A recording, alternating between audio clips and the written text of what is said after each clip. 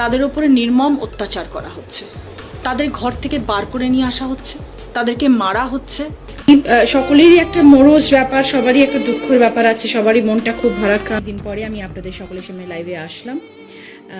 কর্ম থেকেও অনেকটা দূরে রয়েছি, বাড়িতে বসে রয়েছি, প্রচুর একটা বড় দুঃসময়ের মধ্যে দিয়ে আমরা সবাই যাচ্ছি।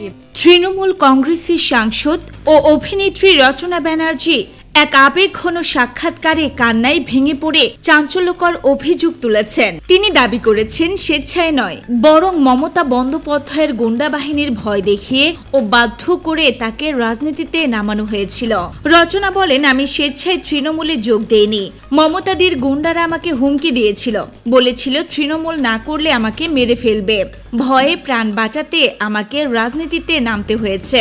এ কথা বলতে বলতে তিনি বারবার কেঁদে ফেলেন এবং বলেন, এতদিন চুপ করেছিলাম, কিন্তু এবার সব ফাঁস করব, মানুষ জানুক সত্যটা। এই ঘটনা রাজ্য রাজনীতিতে নতুন করে তোলপাড় সৃষ্টি করেছে।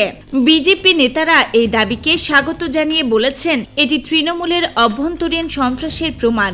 বিজেপির মুখপাত্র বলেন, মমতা বন্দ্যোপাধ্যায়ের আমলে বিরোধীদের উপর যেভাবে চাপ সৃষ্টি করা হয় তারই একটি উদাহরণ রচনা। অনেকে ভয়ে মুখ খুলতে পারেন না। তৃণমূল কংগ্রেসের পক্ষ থেকে এখনো কোনো আনুষ্ঠানিক প্রতিক্রিয়া আসেনি। দলের একাধিক নেতা অবশ্য রচনার এই বক্তব্যকে ব্যক্তিগত হতাশা বলে উড়িয়ে দিয়েছেন। কেউ কেউ তো বলছেন এটি হয়তো কোনো অভ্যন্তরীণ দ্বন্দ্বের ফল। রচনা ব্যানার্জি হুগলি থেকে তৃণমূলের টিকিটে সাংসদ নির্বাচিত হয়েছিলেন।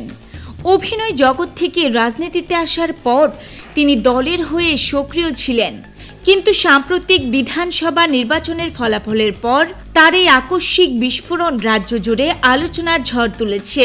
রাজনৈতিক বিশ্লেষকরা বলছেন, যদি রচনার দাবি সত্য হয় তাহলে তৃণমূলের অভ্যন্তরীণ গণতন্ত্র ও নেতৃত্বের চরিত্র নিয়ে নতুন প্রশ্ন উঠবে।